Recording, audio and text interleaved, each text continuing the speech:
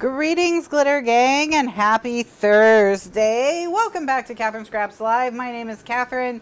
Today is April 27th. It's 9 o'clock p.m. and you're here for the evening show. It's a show where I scrap live.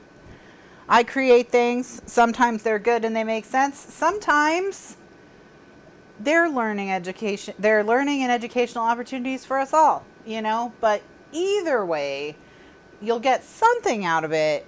This is the Measy Pock-Velope album. I'm sorry, the Measy Spring Pock-Velope album. It's a 7x10 album. It's medium easy, hence Measy. It's spring themed, possibly spring summer themed, sort of a sprummer album. And yeah, it's made out of pockets and envelopes. So there you go. Now you get it. Now the name makes total brilliant sense. You're welcome. Subscriber only chat is on. It's not a big deal. It just means you can only chat if you've been subscribed to my channel for 1 minute. So if you want to participate, just jump right in there, subscribe to the channel, and you'll be able to chat in 60 seconds. Not very much time. It's all. And we are on, well, where we left off was the assembly of the envelopes. So the only thing left is if we want to kind of like taper the envelope at all, round it, or anything like that, we're going to need to do that if we are. But really, other than that, that's about it. And I mean, yeah, let's go ahead. Let's go ahead and taper it. Why not? Why not? We have a ruler this time. That'll make it faster. But I think I might have thrown away the lid I was using as my little template guy. So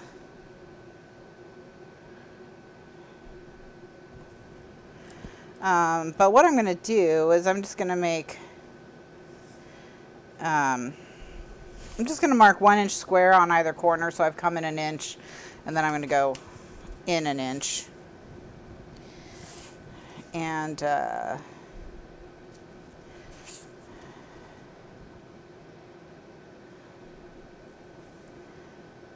then angle that.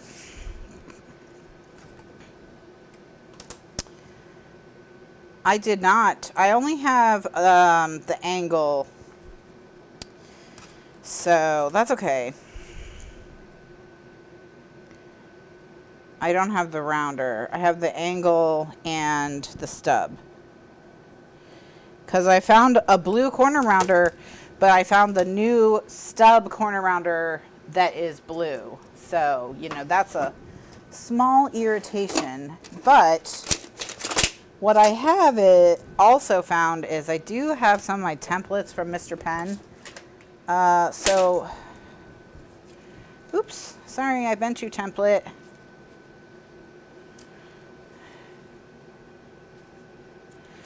I don't need that one, so I'm not going to worry about it. Okay, so all I'm going to do, oh, I also found these. How many years have these been missing? They've been missing since at least the last move. So stuff's getting found. Stuff's getting found that's been gone for a long time. Gone for a long time.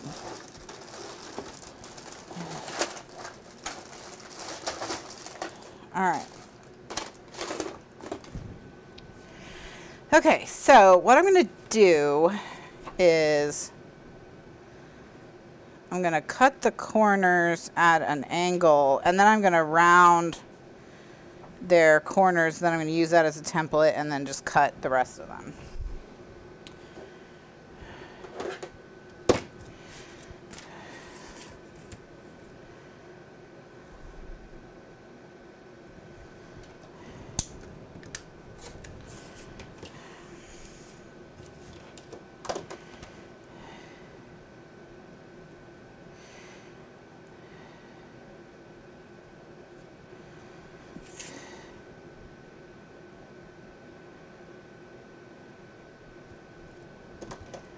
And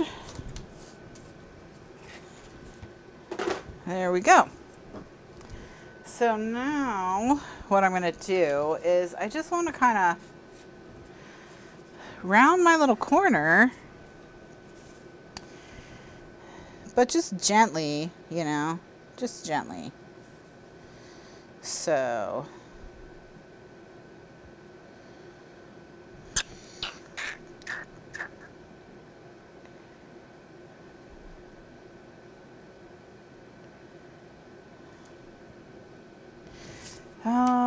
man, I wish I had that cap. Maybe I'll look in the trash, because that was just the right size, because it was like an inch.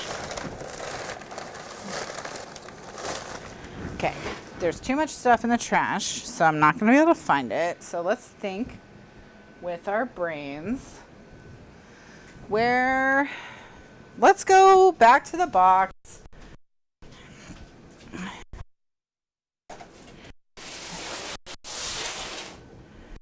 See if the other corner shop is in here, because that's going to make my life a lot easier. And honestly, it makes sense for the other corner chomper to be in here. I just gave up too soon.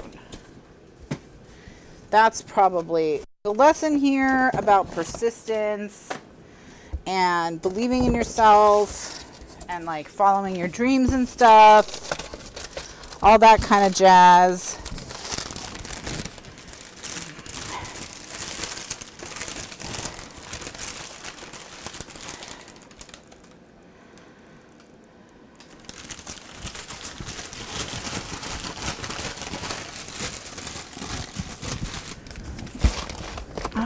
All the cable ties and Velcro are in here, plus a level and a tape measure. Guess who was looking for those when they were trying to rig their lighting?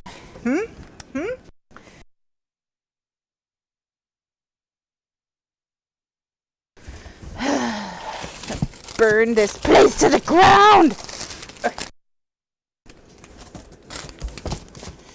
I'm just kidding. I'm not going to burn it to the ground, because if I was going to do that, I should have done that. Now it's like I've wasted all this time unpacking 80% of the boxes.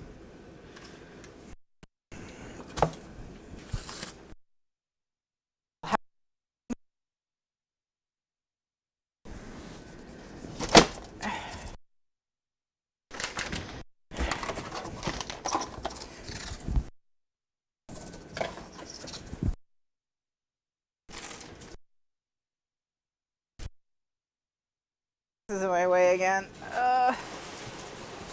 By the way, the reason that it sounds like it's really hard for me to move the box is because the box that I keep talking about has a 50-inch television in it. So it's not like it's a small moving box.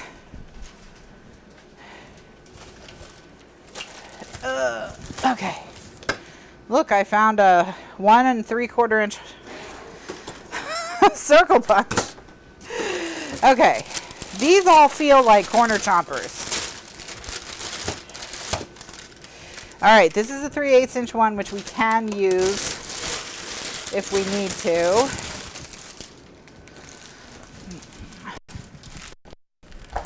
And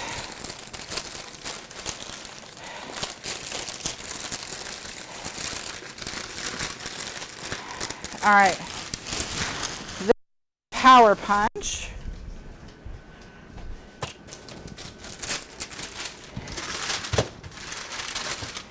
This is a corner chomper. Yes, it's the other blue chomper.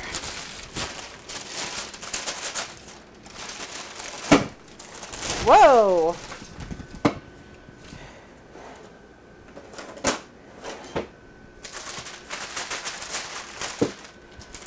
This has got to be the other power punch, right? Ta-da!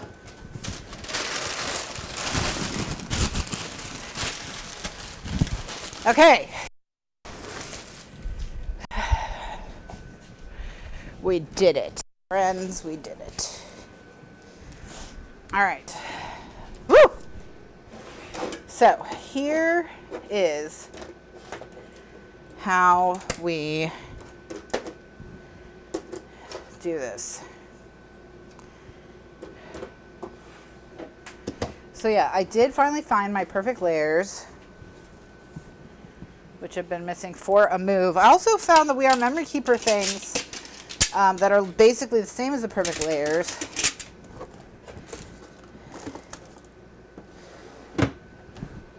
Okay. Now I'm gonna chomp the corner of a scrap so that I can use it to trace. And I'm going to use the 1/2 inch side.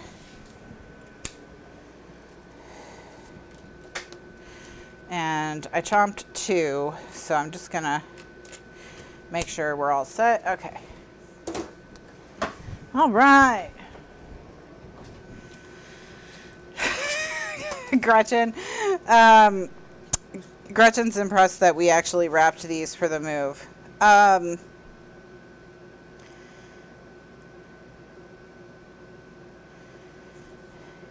I think it was because when we picked them up to throw them in that box.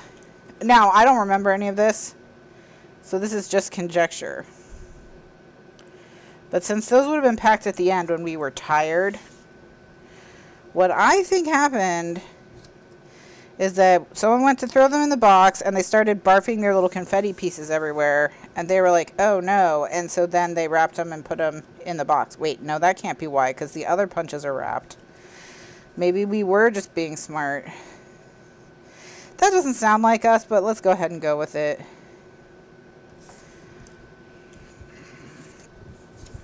Let's just pretend that's what it was. Okay, so now I'm just going to gently round off these sharp corners.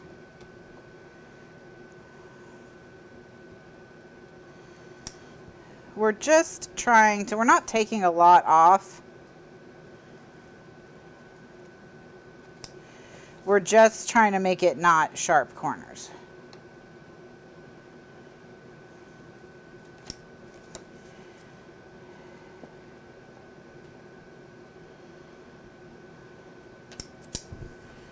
All right, so now it's just a little bit softer. That's what I want. So what we're gonna do is we're now just gonna trace this on all of them.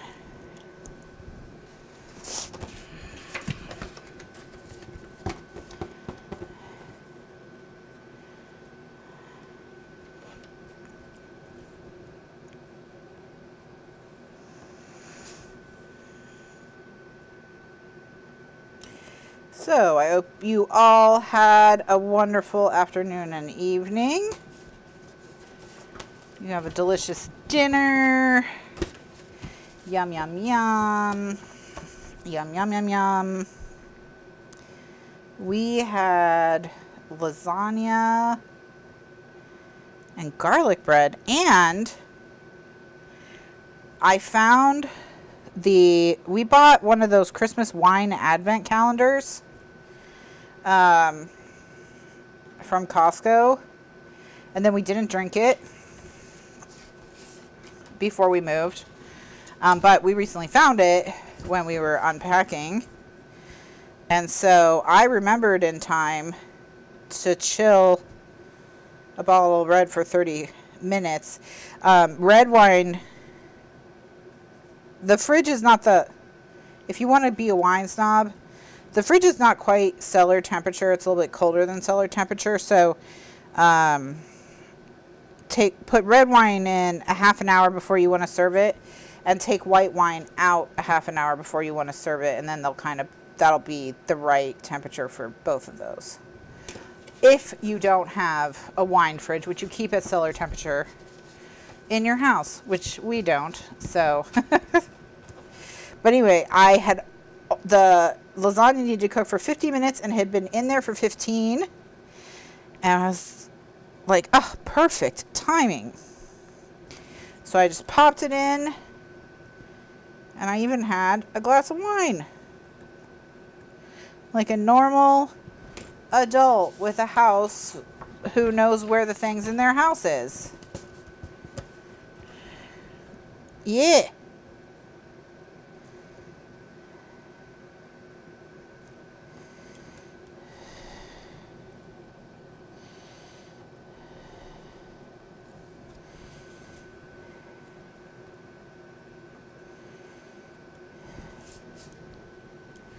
So, all right, now we're just gonna trim these all off.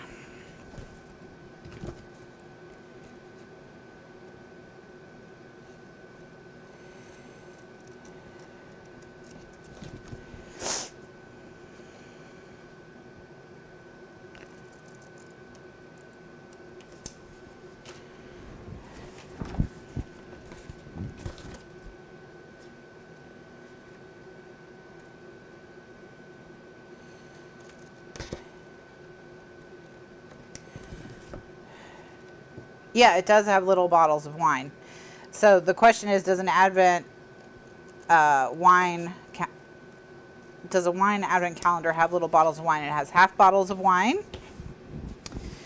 So it has like 2 generous pours. So like a generous single glass for each of us, which is plenty for me because I have a pretty low alcohol tolerance because I don't drink often these days. So, and particularly for red wine, I suspect I may have like a minor sensitivity to or allergy to red wine. I do know it can trigger headaches for me, but it also causes me to flush before white wine or liquor will, and like I just feel like it hits me harder than other types of alcohol. So I'm, you know, there's something going on with me and red wine. So we are on a single glass of red wine kind of situation here. Oh, we're done. Look at that.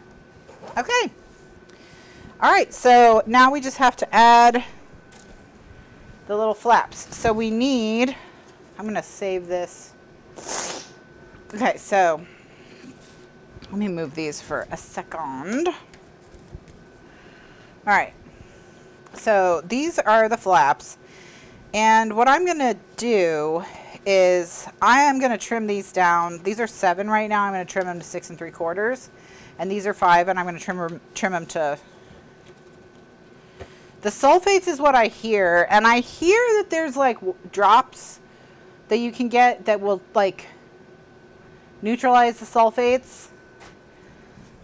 Oh, that thing. I'm gonna have to find a place to live.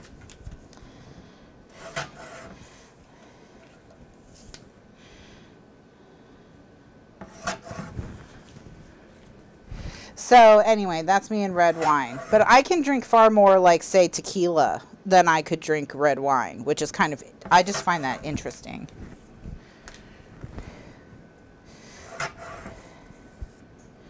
So I do enjoy a glass here and there of red wine with, like, a nice steak or a nice pasta dish. But for the most part, I'm drinking white these days. I cut this one to 4.5. It's not a big deal. It's just shorter. But I just wasn't paying attention because I was talking about other stuff. So, all right, so that's those guys. So these ones are going to come down to 6 3/4.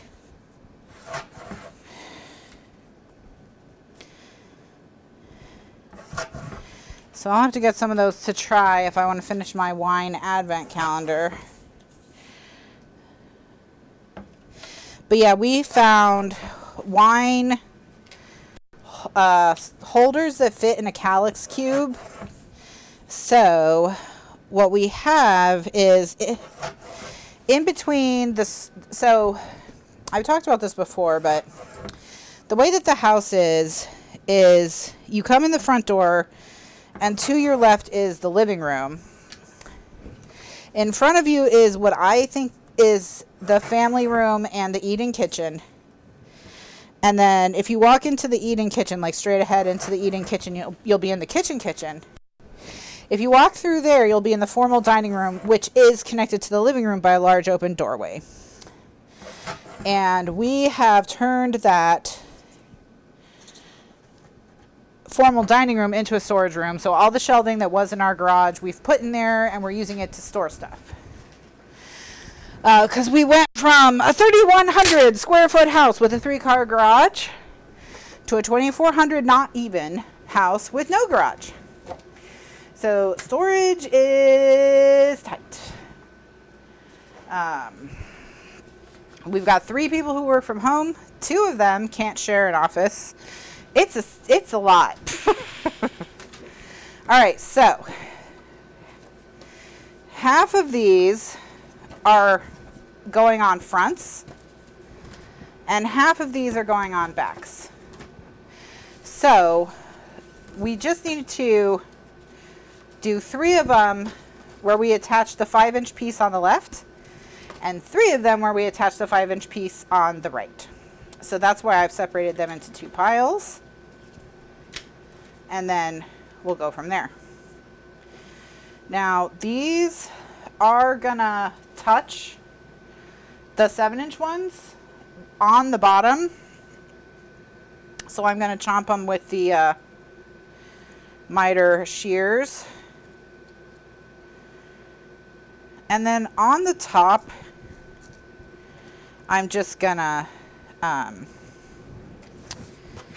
do the on the top. I'm just gonna use the ticket punch, just because the miter shears are a little more annoying to use than the crocodile or the corner chomper or whatever it's called. What are those? They're corner chompers. That's what they're called. All right, and just remember, this is a carpentry or flooring tool. Its purpose is cutting quarter round for installing floors. That's why, so if you want one of these, go to the hardware store and look around like flooring and such. And you see how mine is like a giant scissor? Get the kind, if you see them, there's a kind where you just put like an X-Acto carpet knife blade in here. You unscrew it and you put an X-Acto blade in here and then you screw it down. I would recommend that kind because then you can change the blade if it gets dull. So, but they're called miter shears. Miter shears. All right, so now I'm going to get the angle punch and do the other side, because the other side just needs to not poke up over the top.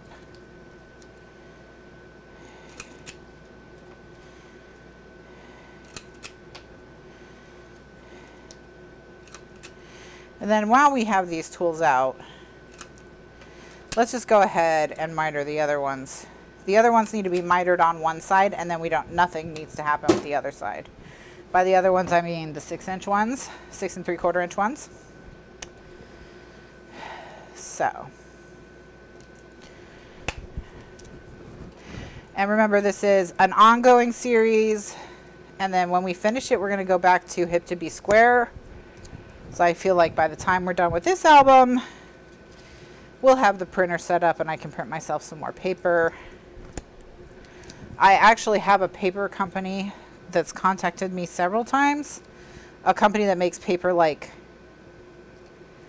that you would print this stuff, to try their paper. But after the last time I tried a bunch of papers, I'm so scared. Especially because that Amazon one turned out to be so bad. That Amazon one was so awful. So,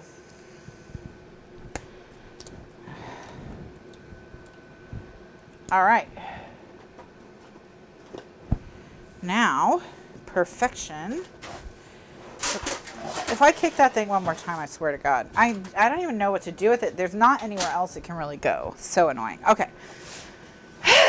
All right, so these we'll do on the left. And we're going to put them like so. Okay. I didn't even need to miter them. So I didn't need to chomp them, just miter them. Just miter them. And again, I'm just going to center it top to bottom.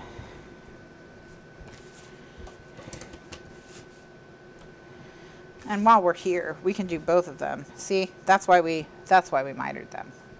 So miter, yes. Notch, no.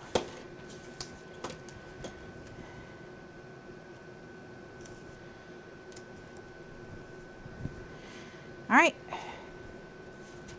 And this is how it's going to attach to the book.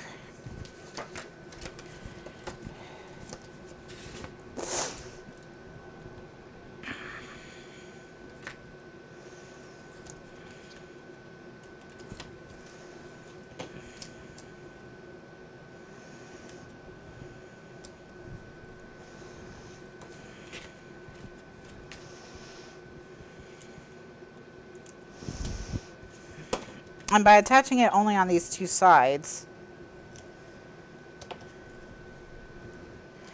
we'll be able to put stuff in it.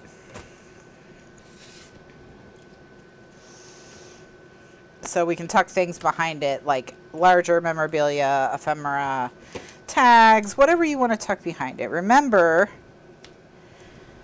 we also made this big enough that you can put pictures in the pocket.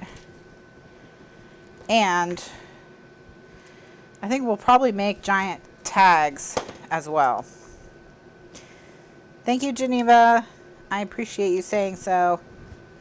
All right, so that's one side, and then the other side we'll do on the left, or on the right.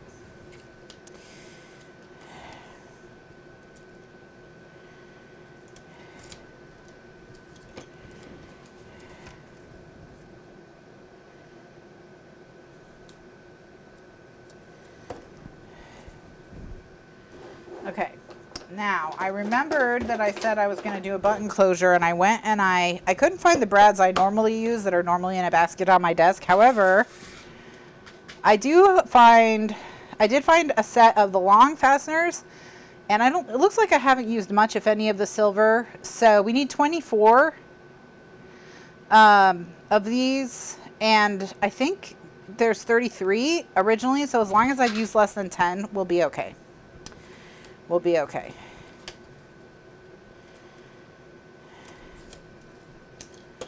Oh yes, recipes, also a good idea. A family recipe storage album is a good idea. Or if you like Project Life type cards. Is that still a thing? Project Life?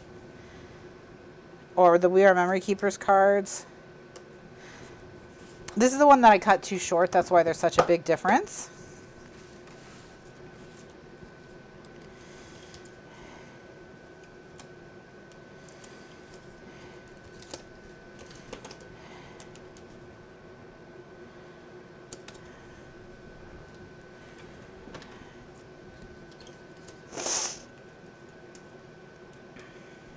All right. We're doing great.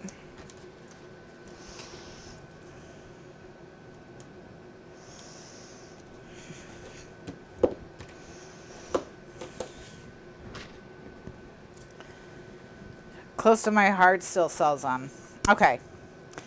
Yeah, so if you're still into the cards, you know, a lot of paper collections probably still include 4x6 decorative cards as well. So there's stuff to put in them, but mainly I designed it for photos. Mainly I designed it for photos. You know, that's what I thought. I wanted it big enough for you to put a few photos in there. And so that's how we went about it. Okay, so these are now, all right, as far as we can go before decorating, because adding the buttons is part of the decorating process. So these are ready to decorate. Okay, so I'm gonna just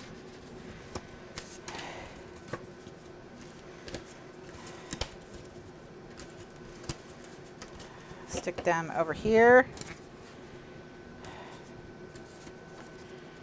And you go over here. And you guys maybe chill under this bacon press. Okay. With your little friends, the fasteners. All right. And the string, because you need string for a button and string closure. So, good progress. Okay. So that is part 2 of the assembly for the Pock-Velope, which is what we're calling that particular component. So now what I think we're going to do is I think we're going to shift gears to how we're going to add the other pieces. And so let's go ahead and do a recording break here, make this part 2 of like the last bit, and then we'll start a new part for the next section, which is going to kind of be the spine, the main page, and the pockets, what we're going to want to do with them and that sort of thing. So I'll do a recording break here and I'll be right back. So if you're watching live, this is a live show, just hang tight. Nothing's going to change for you. If you're watching on YouTube or in the archives, and go ahead, if you're in the archives, just go to the next video in the folder to see the second part of this class. And if you're watching on YouTube, check the playlist for this project for the other parts of the project, and if you don't see it, just wait a day or two because it's on its way. Thanks so much for watching, and I'll see you in the next video. Bye now.